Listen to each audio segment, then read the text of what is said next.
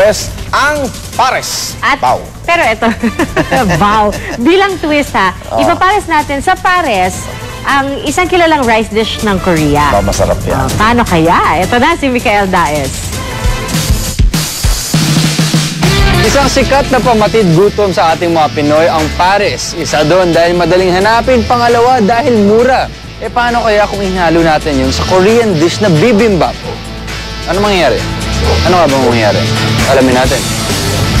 Patok na putahing Pinoy ang pares. Pares dahil ang kombinasyong ulam na beef stew at sabaw na inuulam sa kanin ay bagay na magka-partner. Habang ang bibimbap naman ng isang signature dish ng mga Korean nang ibig sabihin ay mixed rice. Isiniserve ito na may kasamang ginisang gulay, chili pepper paste, toyo, soybean paste, fried egg at karne. Hinahalo-halo ang lahat ng ito bago kainin. Di lang sa Korea at si Pinas winner ang bibimbap dish dahil noong 2011 pasok ito sa world's 50 most delicious foods ng CNN Travel. Ngayon, ano kaya magiging lasa kung world's favorite na bibimbap at ang Pinoy's most wanted na pares ay pinagsama? Feeling ko masarap to.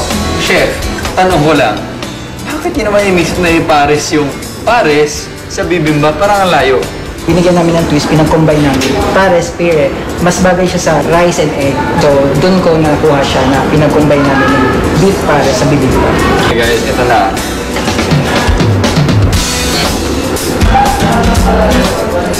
The thing is, with bibimbap, alam ko usually may sauce siya, no? Pero either way, kahit hindi mo malagyan ng sauce ng bibimbap, yung mga sangkap ng bibimbap, bumabagay lang talaga sa pares. Yung gulay naman, bumabagay naman rin sa beef at bumabagay rin sa kanin. So, wala tayong problema. Lahat ng mga lasa nagsasama-sama at gumagawa lang ng isang masarap na putahe. Akalaan niyo yun? Filipino food plus Korean food. Parang beef silog lang siya. Ako si Michael Daes. This is Midnight Express.